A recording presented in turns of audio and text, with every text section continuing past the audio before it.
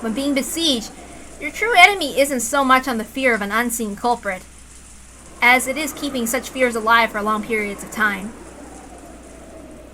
Maria got bored and started complaining that she wanted to watch TV.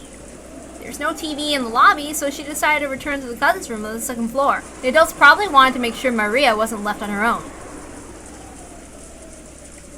They told all the children to go to the second floor cousins' room.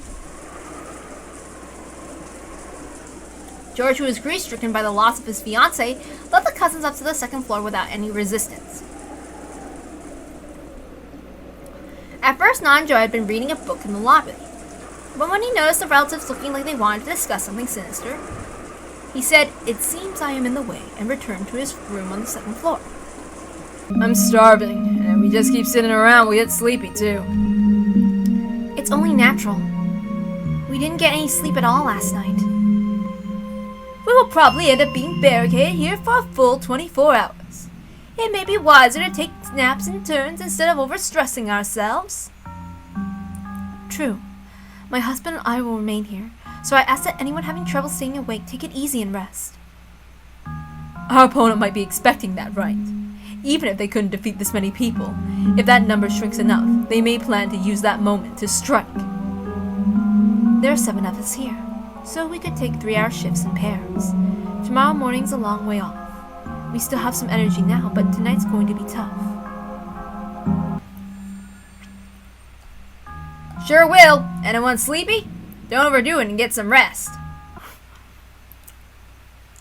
Hideyoshi looked around at everyone to see who wanted to sleep first, but no one volunteered. Everyone was just as tired, but no one was bold enough to go to sleep right away. Yeah, that's true. Like,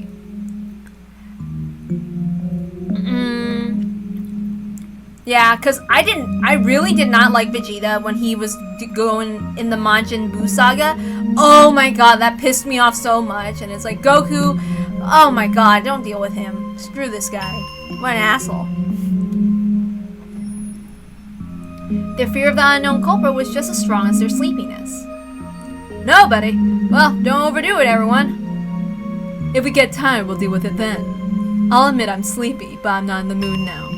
As Ava spoke sharply, she reread the second letter from Beatrice, which had been found in the boiler room.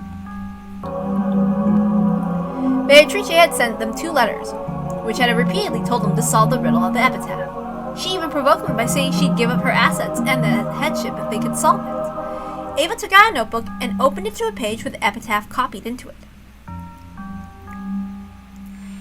Is this that epitaph? Yes. I hate doing what the culprit says, but we have time to waste. I think it's a perfect way to stave off boredom. Not a bad way to kill time. Why don't we challenge it together as siblings? Can I borrow that? I'll rewrite it just a little larger. Natsuhi, do you have a slightly larger piece of paper? There should be paper in the servant room. I will bring some. Natsuhi immediately brought back a blank B4 sheet of paper from the servant room. Kirie borrowed Ava's notebook and wrote out the epitaph on the paper and laid it out on the table. Then everyone quickly peered down on it. They automatically formed a crowd. I've heard about it, but really, this is a tough riddle. I don't have a clue what it's talking about. At one point, I also did my best to solve it, but I was just as clueless. If you did know, you wouldn't have come all the way out here with a plan to make money. After all, it's 10 cents of gold we're talking about. This is the first time I've read through it seriously, but roughly speaking, couldn't it be split into 3 parts? I've been thinking this since last night, but you really are a good thinker, Kirie. Perhaps you'll be able to easily solve this riddle that we couldn't. Yeah, Kirie's sharp. You might find a more interesting take on it if she comes in without any confusing biases. That's right. Kirie, would you mind giving us your honest opinion after reading the epitaph? I doubt you'll find it useful. You all give me too much credit. That's fine, just say whatever comes into your head. Let's hear your thoughts. The hints you give always help me out when I'm worried. Oh, so I have been helpful. It's nice to finally hear about this now. Come on. Don't I always thank you? You two sure are close. I'm jealous. And the rest of us would also love to hear these hints of yours. We're just killing time anyway, so relax, okay? Kira was disturbed at being praised so highly for something so strange. But they all had the time in the world. Realizing that this was the way to waste time, she decided to accept the role that she had been given. I'm sure I'll say something off the mark, but, well, I'll put forward my ideas. Indeed. What do you mean the beginning about how it could be divided into 3 parts, roughly speaking? Well, I just mean what I said. I think that the overall part, the epitaph, can be divided into 3 sections. First, there are 5 lines up until there sleeps the key to the gold. Up until this point is the first part, which directs you to the location of the other key. And then there's the part formed by the 11 lines until the 10th twilight, which refers to the location of the golden land itself. And the remaining 6 lines make up the part after the golden land has been reached.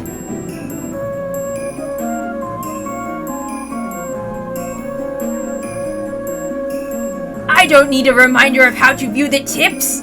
I'm not that stupid!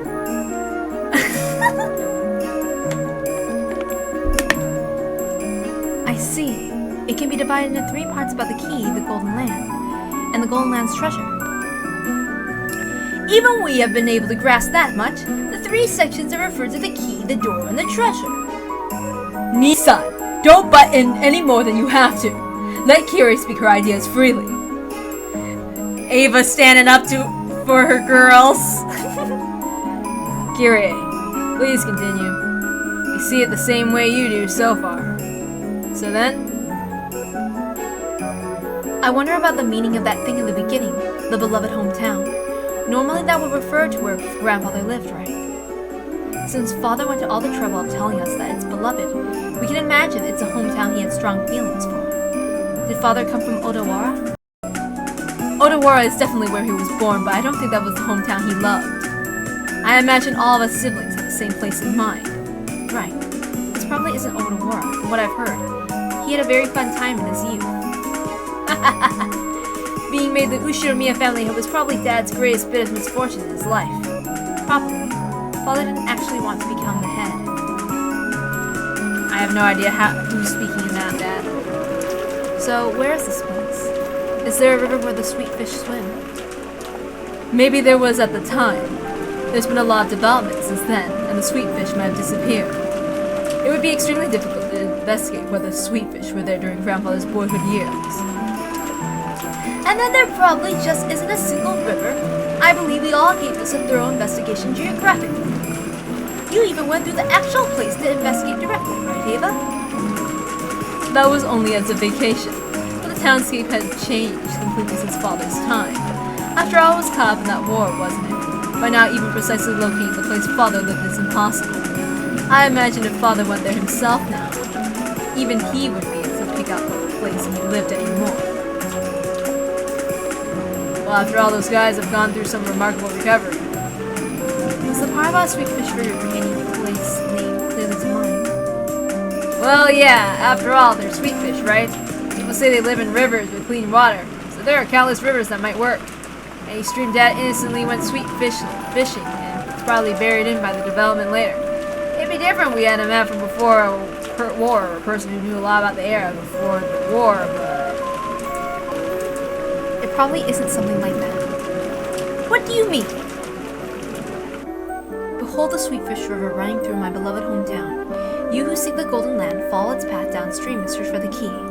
After these 2 lines, there is a single blank line. Something is being presented with just these 2 lines. Whether the next 3 lines continue based upon something. What do you mean something is being presented? I don't know. At any rate, what we can get from these 2 lines alone isn't something vague, like the question of which river it might be, but the clear presentation of the keyword river. It may be that this isn't a river with the water flowing down it. The sweet fish river might become some kind of metaphor. What sort of impression does the word sweet fish give? Sweet fish are like salmon. They're freshwater fish, but they go out in the ocean right after they're born. When they get big, they go back into the river to live there. They spawn there and end their lives there. Well, they leave their home at one point, but when they get big, they come back and lay eggs. Might be able to link that to the idea of clan prosperity. Oh, they're freshwater fish, but they can live in the ocean. I didn't know that. I figured river fish wouldn't be able to live in the sea. And they are called sweet fish because they have a pleasant aroma. I've never eaten one, but I heard they can taste quite delicious when grilled with salt. That makes me want to try it too, and I hate fish. What's that, Nazi? You never eaten soft grilled sweet fish? They're delicious! You should try it sometime soon. It is a food for commoners, hardly appropriate for your mouth. Shut up, Kraus. You're the reason why she might have to in the one day. This is just my wild idea, but the impression I get from a sweetfish river makes me suspect a family tree. The sweetfish go out into the ocean for a time, but they return to the river where they were born to spawn, right? It reminds me of myself. You're right. By this point, I can confess that I sometimes suspected that it refers to you and Maria. I see. If you follow the river downstream, you'll find a village. If you go down the family tree, all you'll find is Maria's name. Only her name has a character. Read it as Ri or Sato. The character father uses for village here. Also, this character for Sato is also in the character for Satoko. In Higurashi Go Sotsu, it can also be that there's this one arc called the Village Destroying Arc or something, where it also has Sato in it as fun trivia. I can't read the characters that well, but that's what I know. Isn't that right? But as you all know, Father doesn't like Maria, and he almost never speaks with her. And in the past, Father told me to give Maria a completely different name. I just decided to go with Maria on my own. Father was very mad about that, given that it's very hard to imagine that he would reference Maria's name in his precious epitaph about who would succeed his wealth and inheritance. Have you ever let Maria read the epitaph? Yes, of course, but it looked as though she didn't have a clue. She didn't have a clue and she kept going on about that same occult stuff, about how it was the resurrection ceremony for the witch. A connection between Father and Maria. Certainly they do share that occult hobby, but they never interacted. I can't imagine that refers to Maria either. What sticks out to me is how he went out of his way to add beloved to that first line. Like you all said just now, if Father was reluctant about becoming the Ushiromiya family head, would he have fond memories for anything connected to that? I don't think this can be Odawara, which represents the Ushiromiya head family. I believe the word beloved here at the beginning must refer to a place full of very important memories to Father. Well, that's fine. It'd be hard to pinpoint since we don't have the trace of the map from that time, but at any rate, there are probably several rivers with sweet fish running in them near Dad's hometown during his youth. If that's what we're looking for, a river with water flowing down it, right? And then, go on, Kirei. I don't really understand the three lines starting with, if you follow the river downstream, you will find a village. It's probably linked to the two lines about the Sweetfish River. I imagine it's something we understand automatically if we knew what the Sweetfish River really was. Until we figure that out, it's probably useless to try and solve these three lines any further. So we're stuck unless we know what the Sweetfish River really is. And there's no guarantee, even if it means a little river. Seriously. What's up with the sweetfish? Does Dad like to eat them? Or does it have some special meaning? Is it pointless to read too closely into it? If you don't have a both micro and macro perspective, your field of vision grows narrow. It might be better to be flexible and avoid thinking too deeply. Focus on the abstract image of a river where fish swim or something that can float. Up or down. Then the answer behind the Sweetfish River passes through the next three lines and makes its way to the key to the Golden Land. If you think about it this way, I wonder if it was a mistake to split into three parts. There's actually four parts. Go down the Sweetfish River, find the key to the Golden Land, journey to the Golden Land, and the treasure of the Golden Land. Truly intriguing. Well, you've gone this far. Would you mind continuing and telling us your opinion on the most central portion of the epitaph? Up to the point where we reach the golden land of the 10th twilight. That's the most symbolic and also the most disturbing part. Since the word sacrifices keeps coming up, I can't help but think it has something to do with Father's occult ceremonies. How do you see it, Kyrie? Kyrie recrossed her arms several times, peering into the paper with the epitaph copied onto it as though she was looking through it. Oh yes, that's true. Yeah, you need some knowledge about some Japanese and like some Chinese stuff with like solving the epitaph. It is not possible to solve. That's true. I did not bother trying to solve it because I'm just like, I'm too dumb. My brain made of peanuts and glass. It's easier to solve the mystery of who the culprit is in Umineko than try to solve the epitaph. Because it's really easy. Because there's like, to me, there's already 2 or 3 major hints already in episode 1, 2, and 3. And you don't even have to pay attention to any of the murders or anything, really. You just need to know outside from all the stuff. Because, like, for me, the hint when I was watching the anime, since I was like, I'm on the magic side. I believe in the witch. I believe in magic. And you can solve Umineko just by not thinking and just by saying Beatrice did it, because you can pay attention to everything and then you can read in between the lines. Episode 7 made me freaking cry. God, I can't. It's just that's so painful to read. It's one of my favorites too. Episode 7 in both Umineko and Higurashi are both my favorites. This is very difficult. It starts with the one who obtains the key, so you probably won't be able to continue without knowing what that key means. I'll have to give up on that, but I'll take a shot at trying to solve it anyway. Just like how the Swiftfish River isn't necessarily a river with water flowing down it, it's also doubtful that this key is actually something shaped like a key. Right. It might also be a code or a keyword. After all, this key isn't something to be stuck into a keyhole. It's something that selects 6 people to be sacrificed for the first twilight. In that sense, we can say for sure this key isn't being used to open the door to the Golden Land. Oh yeah. And the real answer to the epitaph is like, it's like, oh, of course Kinzo would do that. That guy is so into himself. I mean, I'm not gonna say what the answer is here. I'm just gonna say what I think about it. That he's narcissistic.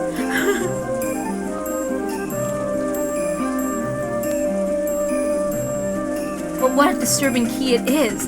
A key that can choose 6 human sacrifices. How would a key select anything? You spin it like a roulette? This key indicates a certain group of 6 people. No, we should say it indicates a certain group of 6 things. This doesn't mean a literal command to offer sacrifices. For example, it could be an anagram. An anagram? Do you mean playing with letters? Yes. I've been thinking about it ever since Rosa started talking about the family tree, and about how the village was part of Maria's name. It seems that ever since the words beloved hometown came up, Rudolph, for example, has assumed this epitaph points to some coordinates or some other geographical feature, but that might not be the case. This could be some kind of puzzle, or maybe playing with letters. Oof. Forgive me, but how does one play with letters? Oh, well, it's like sucker Mary barrels. What do you get when you take out the E's and R's? Like that. Well, you're a ways around Nazi, so you probably don't know. Mary. Take out the E's and R's, huh? Stop it! It is an undignified game, inappropriate for you. Suck my balls.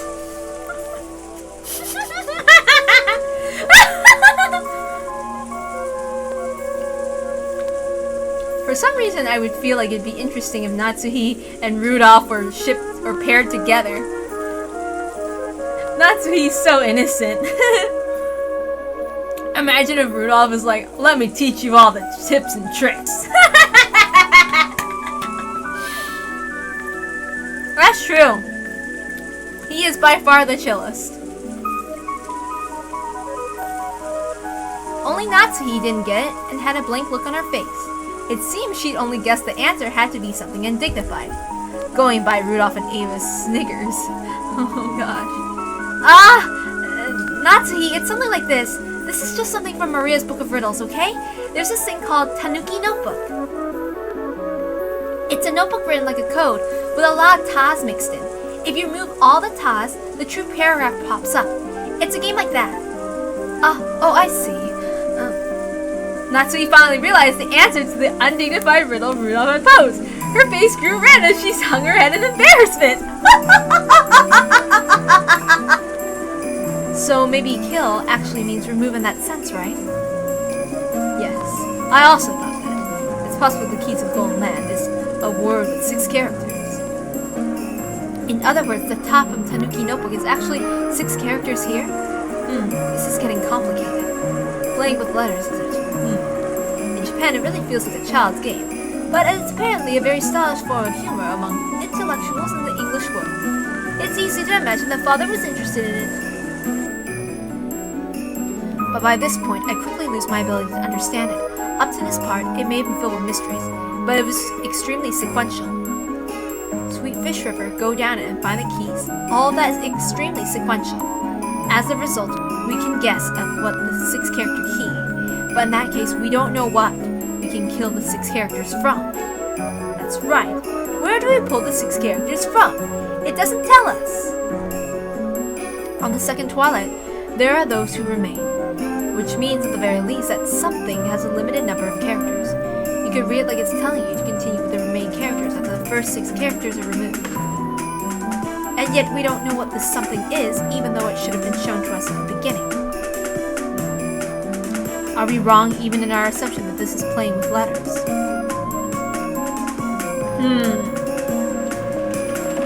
Everyone crossed their arms and fell silent. It felt like they were about to reach a novel understanding that they hadn't managed before, but they just stumbled one step short. Then Hideyoshi's stomach rumbled heartily. That silence was broken by laughter. Sorry. Strangely enough, I spun the gears in my head for a change. My stomach's gone completely empty. Looks like I can't stand missing breakfast. Natsui, isn't there anything to eat here? There should be at least enough set aside for breakfast. I will prepare it. I'm also starving. I bet those brats above us are the same. Still, I doubt there's enough for 18 people here, much less 3 full meals, right? That's right. It'll be a long journey till tomorrow. Maybe we better take the trip back to the mansion and fish around for some canned food or something in the kitchen. There's nothing more than crackers and snacks here, but that will be sufficient. I can get them ready for you all. But with this many people, there might not be left for lunch. That will do for now. Would you mind getting those ready?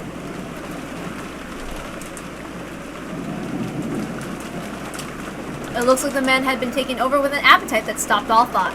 The atmosphere grew more peaceful. The Epitaph investigation team split up for the time being. But Ava kept staring at the paper epitaph that was written on it like she was going to burn a hole through it. Playing around with letters was nothing more than a theory of mine. There's a chance it's mistaken. Ava, don't take it too seriously, okay? Thank you. I'll just keep doing this on my own. Would you mind leaving me alone? Ava spoke coldly. Kira didn't bother her anymore and instead went to help Natsui prepare breakfast. Ah, yeah, they're gonna make Lunchables! Nei-san, shouldn't we also help prepare breakfast? Then you go help. I'm busy solving this. Sorry. Then I'll help. Good grief. How can you be like that? Huh? The Ushinomiya family headship will be given to the person who solves this epitaph. It looks like you've given up from the beginning, as if nothing has it. I messed up. The Ushiramiya family headship will be given to the person who solves this epitaph. It looks like you've given up from the beginning, as if it has nothing to do with you. But if you can solve it, there's a chance that even you'll be able to receive the headship. This is a chance to steal everything back from Nissan. Why aren't you taking such a once-in-a-lifetime chance more seriously?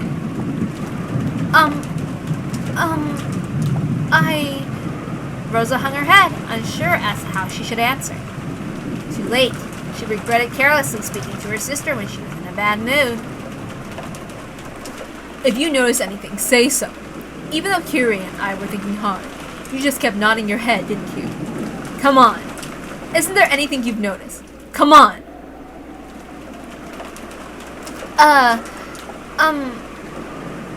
Don't you think this part's a bit strange?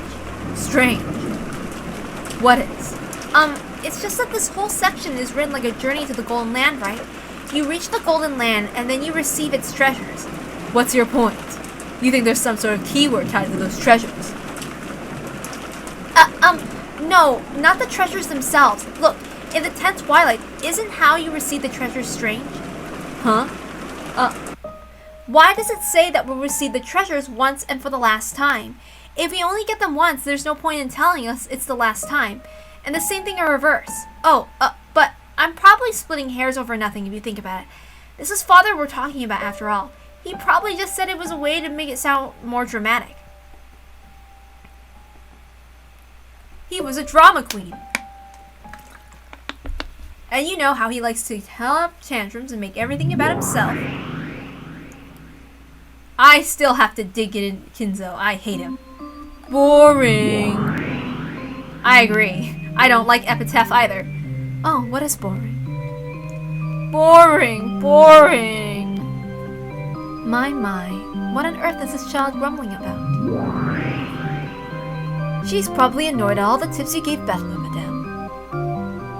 Not really. That doesn't annoy me. On the contrary, I'm happy to see that useless battler finally reached a level where he can match me.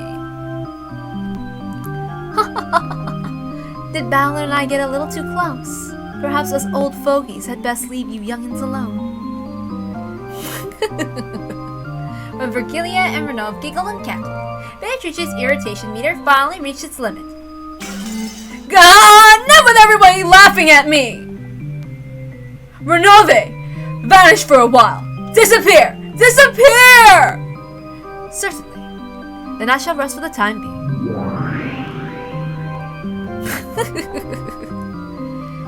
Renove bowed his head, still laughing, and vanished. After that, all that remained was the grumpy and irritated figure of Beatrice, and Virgilia, who was coolly enjoying her tea.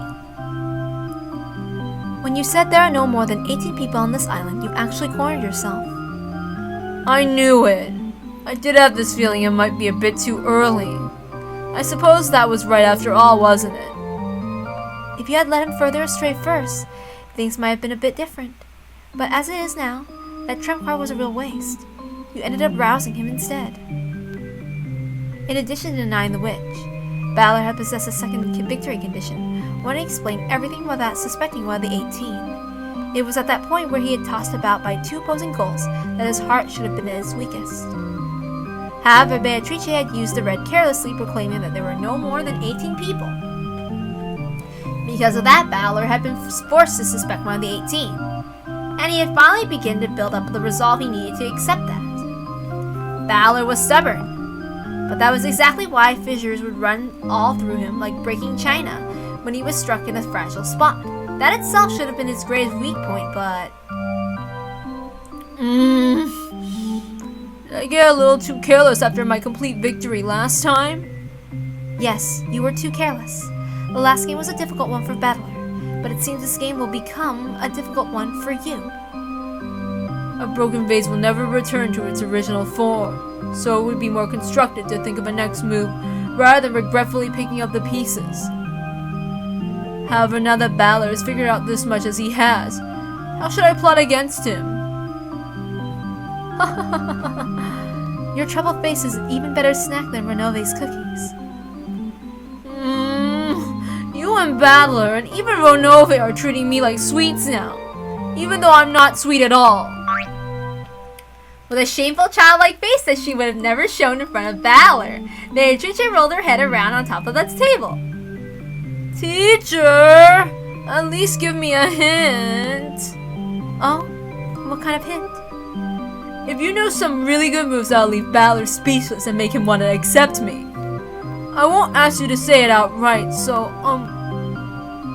even if it's just a hint. I can't. I am on Valor's side right now, so I couldn't teach you something that would give you an advantage. Come on, don't be so stingy. Your disciple's in trouble, right? I seem to remember you brazenly boasting that you had surpassed your teacher. Please act like an old person and give me just a bit of your crafty ideas, please. It's mean if you only help Battler. My. You're still a spoiled child. But it's true that I may have given Battler a few too many hints. It did serve as a scolding to you. But perhaps it was a little too much support for a fair game. But isn't that right? Isn't that right? Please, teacher. At least just a hint now. This is only a hint. Think about what it means by yourself, okay? Yeah. I'll think about it by myself, so please. Please give me one that'll leave Battler down the dumps, teacher. Considering how she acted like a great and mighty witch in front of Battler, the way she acted when he wasn't around was truly pathetic. Virgilia sighed at how childish Beata was, despite all the time had passed. Then, just a hint. Do you know of Aesop's fable, The North Wind and the Sun? Of course. It's a story about how the North Wind and the Sun challenge each other to see who can steal the cloak off the traveler, right? That is correct. Violence and patient methods aren't necessarily the best decisions in all cases. You don't have to tell me that. I already reflect on the mistakes I made when I was too anxious to achieve victory. Think well about what this means. And furthermore, there's one point that Battler seems to be misunderstanding a bit, but this isn't the only one. Do you understand the victory conditions of this game? What else is there other than making Battler surrender? See? You're already wrong there. How am I wrong? Your victory isn't making Battler surrender. It isn't making Battler accept... I messed up. How am I wrong? Your victory isn't making Battler surrender. Isn't it making Battler accept your existence? What's this? You want me to butter him up begging him to accept me as a witch? How foolish! I haven't sunk that low. Beto growled like a dog in a bad mood. Virgilia shrugged her shoulders, snickering at her disciple, who was as short-tempered as ever. That is my hint. For the rest, you'll have to consider deeply on your own. In any event, your moves until now will not work on Battle. A significant tactical adjustment will probably be required. I don't need you to tell me that. I don't have a clue what you mean by the North Wind and the Sun. But at any rate, I'll realize I'll have to alter my course.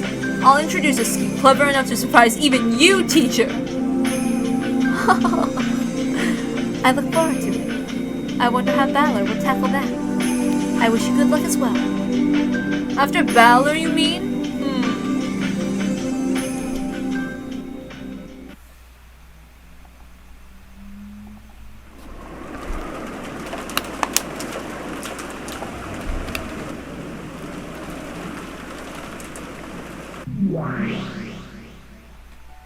Are you gonna give up and resign already?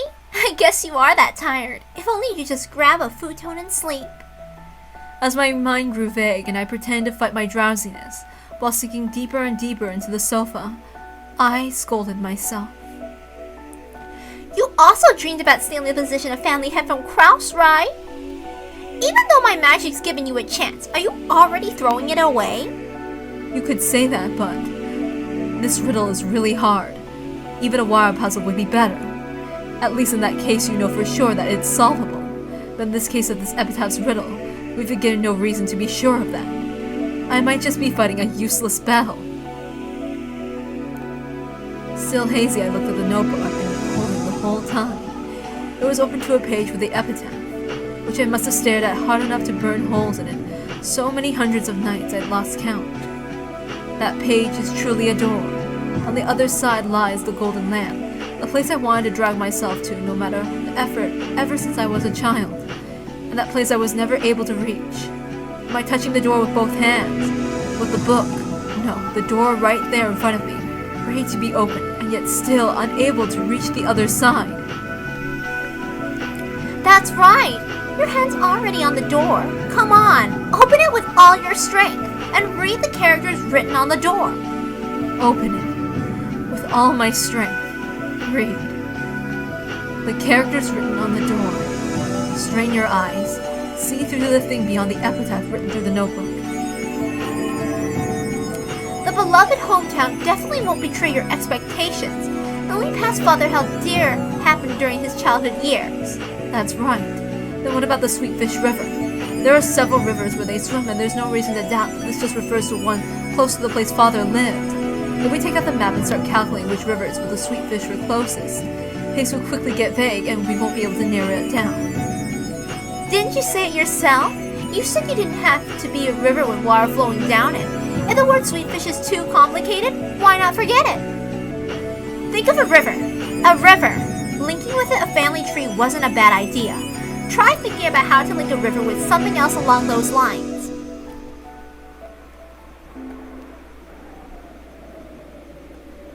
It isn't a river.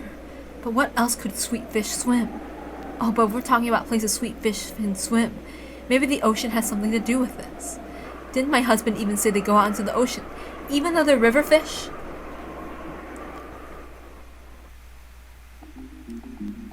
To the ocean. No.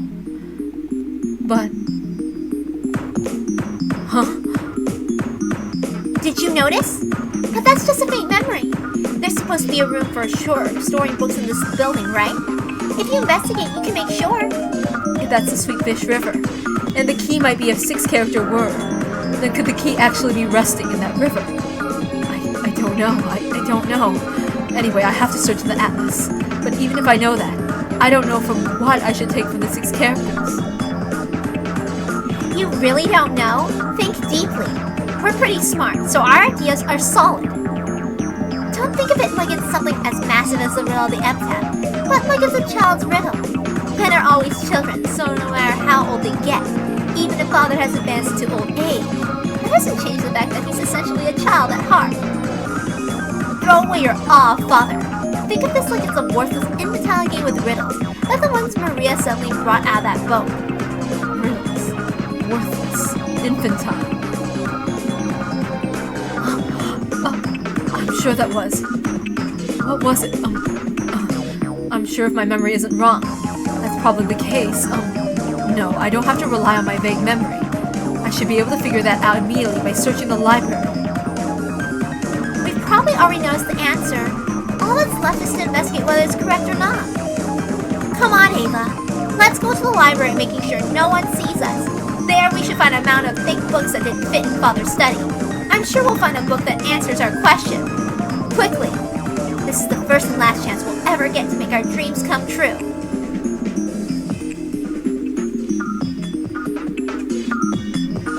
When Natsuki tried to lay a blanket over her, Ava suddenly jumped up.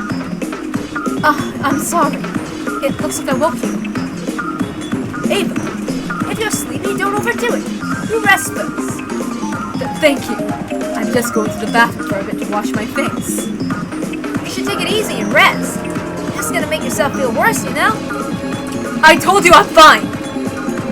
I'll be right back. After leaving with only those words behind, I rapidly left the lobby. The lobby was partitioned off by the door, so as soon as I went to the corridor, they could no longer see me. The library was next to the servant room. Father always owned a vast book collection, but ever since he started to become engrossed with his occult hobby, that collection grew even larger, so normal books suited for a normal library had been forced out of his study and overflowed. The so-called library was mostly used as storage room for those normal books. They were all thick, like complete encyclopedias for intellectuals. But that was very convenient for me now that I was investigating something. I entered softly, just in case. I checked the room with my gun, and ready to make sure there were no suspicious people there. Then I locked it from the inside. I actually wasn't thinking the murder might be hiding somewhere. What scared me was the thought of one of my siblings might hear what I was investigating. My heart had started racing before I realized it. I was half asleep just a moment ago, so I didn't realize how significant this thing I noticed was. But as I gradually became aware, my heart started to feel like it was about to explode. I wonder if any of the other siblings have noticed this. I don't think Kraus and Rudolph will notice. But I don't know about Kyrie. She has extraordinary good intuition. And I don't know about Rosa either. Rosa's stupid too. She always has been, incredibly so. Really? I'd say she was wise enough to make you think. She was stupid, so she didn't earn herself any unnecessary malice. Here it is. I wonder if we'll find it in this one. I pulled the book out and flipped through the pages. So this is a Sweet Fish River. I see. So this is what the Sweet Fish River means. Don't dawdle around. Research further. Yes, I understand. If you follow the river downstream, you'll find a village. By using the character Sato, does he mean a town or something? It's just an area with a dense population, so there could be any number of ones. Why have you stopped thinking? Oh, is this too much work for you?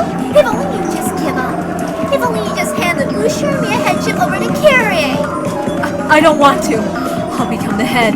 This is my first and last chance. This village. What does it mean? You find one if you go down the river. In the village, look for the shore the two of Tellua. It means shore. Kishi, get it? I understand. Sure. Right before my eyes. The pieces I hadn't been able to understand at all began to snap into place all by themselves. I couldn't even remember to close my open mouth. My throat grew completely dry. Is this really okay for this to be the answer? Really? This isn't 6 characters at all. I'm absolutely sure this is the answer, but this doesn't reach 6 characters at all. Did you stop thinking again? In that case, think of a way you can read it with 6 characters. If you can't think of one, then research it. There has to be an answer. You must not doubt that. Is believing that too much for you? If only you just cry yourself to sleep, then you can just give up and die. 1, 2, 3, 4, 5, 6. 6 characters. I found it. This is the key to the Golden Land! Yes, this is the key to the Golden Land. The key to our childhood dreams. The only keyhole this key can be stuck in is that place. That has to be what that offering, the sacrifice, means. I'm sure you get it by now, right?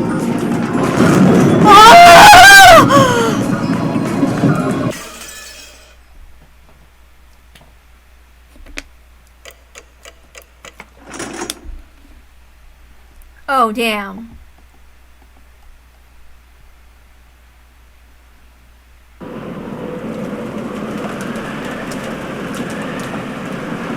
Hold on, I have to check something. Okay, the witch's letter. Okay, we found the characters all expired by now. They all dead. And I probably won't have time to do those other instructions. I'll probably do that tomorrow when it's Friday. So let's see. Ushirimiya Kinzo. His body was found as a burnt corpse in the underground boiler room and incinerator. No evidence of a struggle was found inside the incinerator, so it's probably reasonable to assume that he was burned after his murder. Too bad this time, it's game over right from the start. Servant Genji. His body was found in the VIP room on the 2nd floor. The weapon used on him is assumed to be a gun or a spear-shaped object. To thank Genji for his many years of service, let us allow him to rest in the VIP room. Servant Shannon. Her corpse is found in the parlor on the 1st floor. The weapon used on her is assumed to be a gun or a spear-shaped object. Let Shannon have the parlor, with its wonderful view of the rose garden on sunny days. Servant Shannon. His corpse was found in the chapel. The weapon used on him is assured to be a gun or spear-shaped object. For Kano, the chapel. Let him continue to protect the Lord's precious lands, even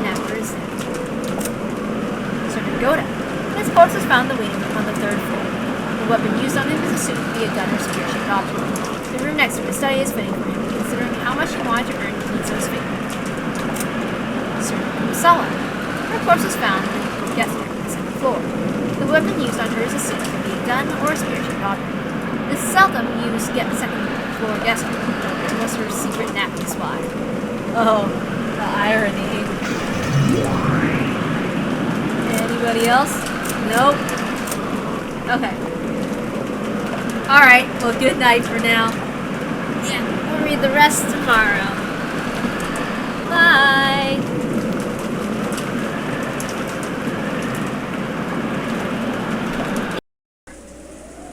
At least their sons are best friends.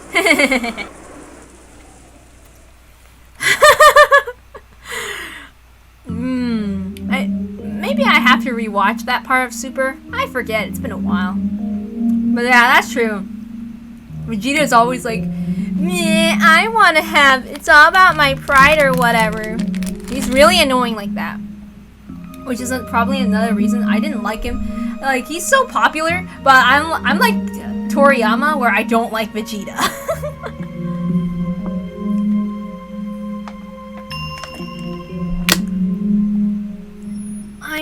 Wait. Yeah. I think my favorite moment with Vegeta was when he was being nice to his AU counterpart in one of the universes, where like the guy is nice. I like his brother Tarble more. He's adorable.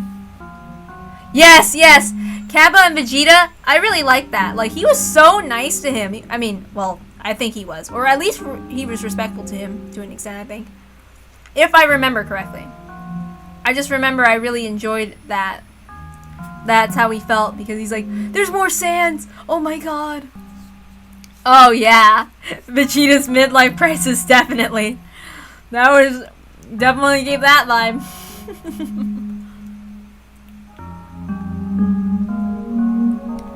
Like, it's like, Trunks! I love I don't care about my son. Oh my god, my son died! Trunks! Oh, now I want to be evil again. Oh, yay! You know, I just realized episode 3 is when they kind of cooperate for once and stop being complete dicks to each other. Somewhat. Which makes me really sad that it takes moments like these in order for them to get each other to care about one another. Which is what I like in Higurashi, is that, like, Keiichi and their group of friends aren't toxic. Oh, yes.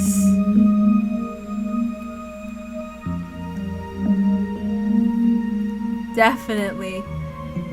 With Vegeta, yeah.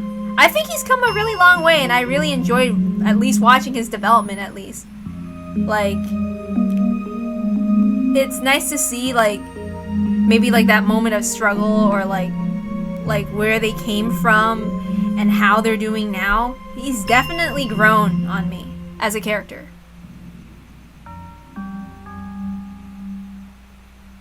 Yeah. I mean, considering the background that he came from with, like, Frieza lording over him all the time. God. I don't like Frieza either. And I don't know what's with Frieza and trying to be like, I'm Lakers Frieza. Now I'm a different color. Oof. Yep.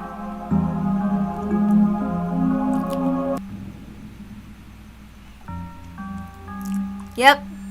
The one thing Vegeta cares about, his family. Which is what I like.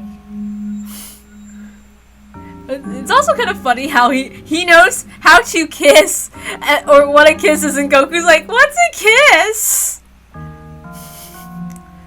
Oh yeah, that little shriveled up green guy.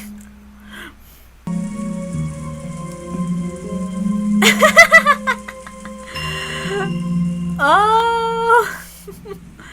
Yeah.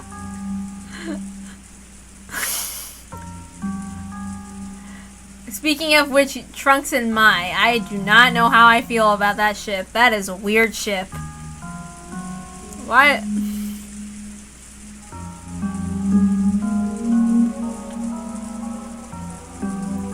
Oh yeah, I heard like super, like the guy that's drawing and writing the comics, he really closely imitated Toriyama's style. Speaking of which, I've also been studying some artist styles, including Ryukishi style. I've been remaking the CGs that are in the PS3 and turning them into the Ryukishi styled ones.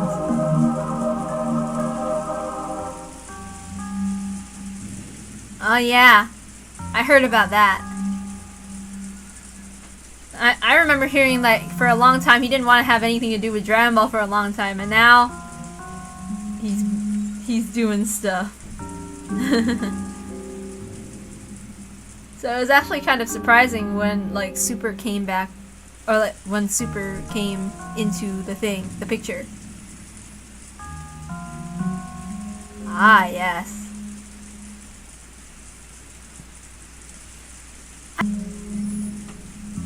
Oh yeah, let me think. So GT. I remember some people were like not liking GT because it's also supposed to be a callback to the original Dragon Ball and stuff. Or something like that. And I remember seeing parts of it where like Goku's a child again and everything. And like we follow Pan and Trunks. I'm not gonna lie though, I felt really sad where he like basically, I don't know, ascends. And like he leaves all of his family behind and stuff.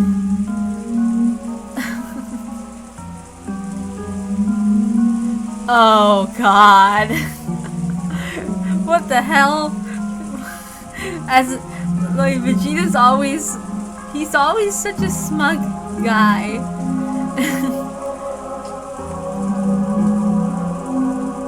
Yep. And I think like let me think, what else was it? Yeah, and Super continues that kind of god ascension thing with like gods of destruction and such and such.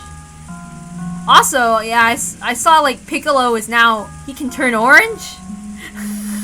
He's an Oompa Loompa now. I don't know. I haven't caught up with all that other stuff, but yeah. Since like the anime ended-ish, I don't know if it's picked up yet. I haven't seen the movies either. I want to see Goku cutely hopping around. Ah, yeah, I gotta watch those movies. Oh wait, no, I think I did see it. I saw the Brawly movie, the one where they brought Brawly back or something. Oh yeah, I did see it. Oh, I forgot, I saw it, because I suddenly remember I saw that movie. My bad, I do remember. It's been a while. I love the new characterization of Brawly. I think he's very adorable. I don't really remember oh wait. I haven't seen that one, and I haven't seen Pan all grown up and stuff yet. But I can't wait to catch up to more of the movies and all that stuff. Wow, they don't actually get to like star in it or something? I mean, I know Gohan finally stops being like weak or whatever. I don't like, why did they downgrade Gohan? He's like such a total nerd. Like he has like his Rock Lee phase. Oh, awesome! I remember when I watched like the older Dragon Ball movies, like sometimes it wouldn't just always be like Goku and Vegeta, and sometimes it would be like that one where they had to fight Bio Brawly and all that stuff. It was just the kids and like Gohan and Videl and stuff. Those are fun. Yeah, I mean I don't really think he really, I mean, I remember he hesitated to fight or kill Cell, right? It's been a while since that one. Since it always seemed like he wanted to do his stuff. Like he likes his intellectual stuffs. That makes sense. I wouldn't always want to be fighting either. That would be really boring for me quick if that was the only thing I would do. I mean, I've always wanted to learn how to, but I wouldn't want to be constantly saving the world. It's like, I want other hobbies too. And it's cool to see other characters doing that. I would like to have more fluff after like so much action in the story. Yeah. It's like the first thing that happens when in his preschool years, gets freaking kidnapped, learns about his origins of how his race has been forced to work as like Frieza's real evil estate business with planets and all that stuff.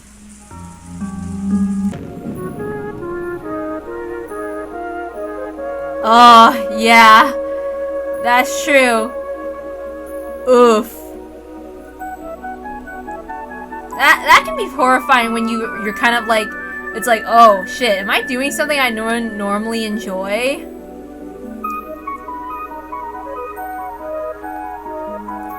Like, I can kind of relate to Gohan like that. I don't know if you know anything about the pseudoscience, the MBTI stuff, but I have the same personality type as Gohan. I don't know. I mean, that's just pseudoscience, but yeah. Apparently, I don't freaking know. Cause it's just like answering some questions that are some arbitrary questions or whatever, right? So anyway, yeah. Oh yes. I really do. I love Goten and Trunks like friendship and all that stuff. Like I really enjoyed the tournament part, like or kind of like when we saw Gohan going to high school and getting along with Adele. I really like that part too. Oh, so Piccolo being the second parent continues on. I did not. I wish I saw the movie. I haven't seen it yet. I can't wait to see them older. I remember like when I was watching Hunter x Hunter, my sister was telling me that Gon and Killua give Goten and Trunks vibes.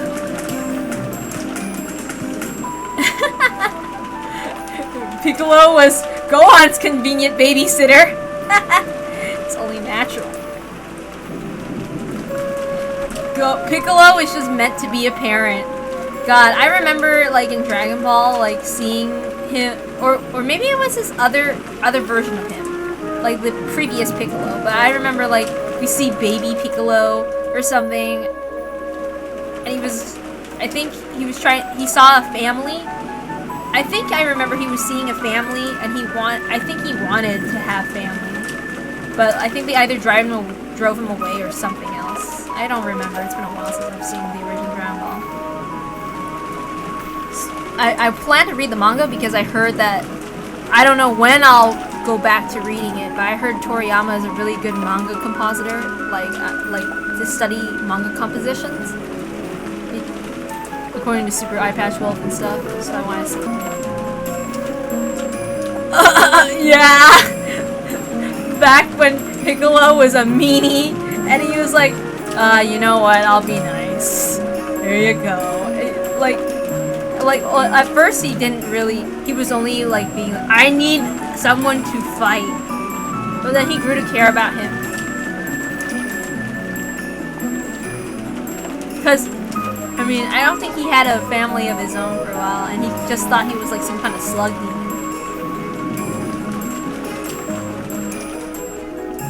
Oof, yeah. Well, he didn't have any experience being a parent, but somehow he's better than Goku at being a parent, so the improvements were made. He didn't have a spouse or anything. He didn't even expect it, so. I mean, he was meant to be more bull in his finger, so we'll let him off the hook there. Oh yeah, that's true. At least sentient to that point. It's not like he kind of knows some of the other stuff, I think. I don't know. It's been a while.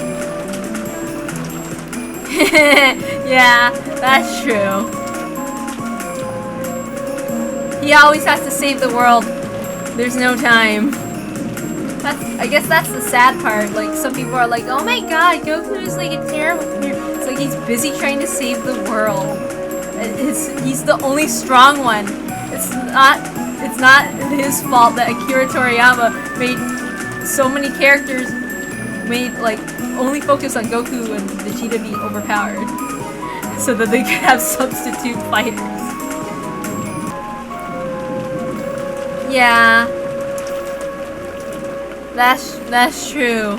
It sucks that he died and stuff.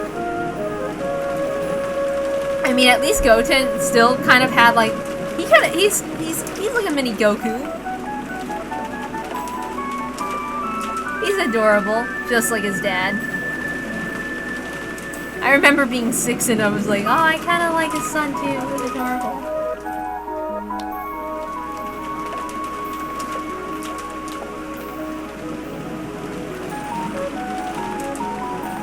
Yup. Oof. Poor Gohan. Oh yes! I loved his Sentai Hero phase! I remember loving it. I know some people, I don't think some people like it, but I loved it because I was like, Power Rangers! Yeah! And I liked it how like Videl joined in his Sentai costume later too. I think I had a little figurine that was of him in that costume. Yes, that's what it was. The Great Saya Man.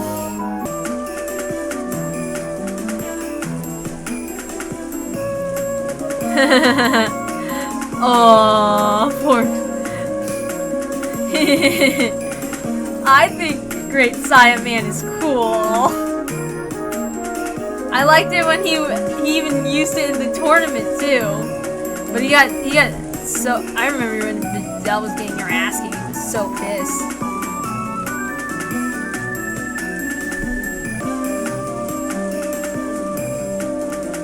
Oh yeah.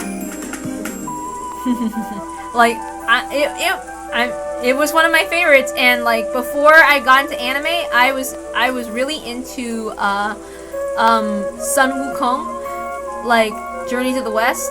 I had like a crush on one of the actors who was playing the Monkey King in like a live action adaptation.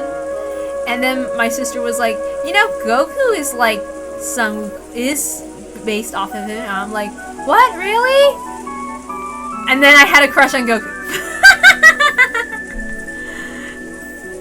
But yeah, I got fixated onto Dragon Ball pretty young because of that and all that stuff for a long time, until like I got into Naruto because my siblings pirated the episodes when I was like 9. Oh yes.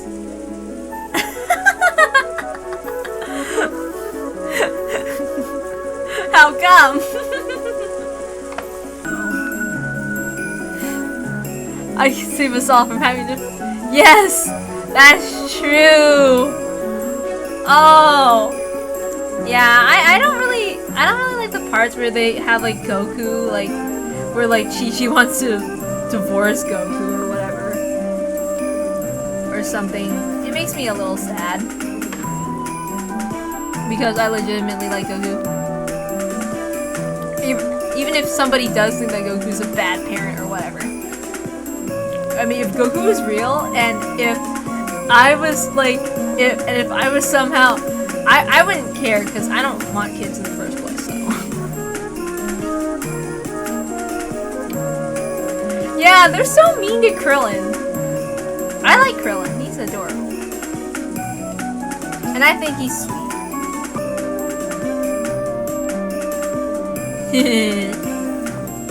Yeah. And isn't like Krillin one of the strongest humans? Since like, I mean, I have to say that Tien doesn't have enough focus. But then again, a lot of the original Dragon Ball characters are completely out of focus. Yeah.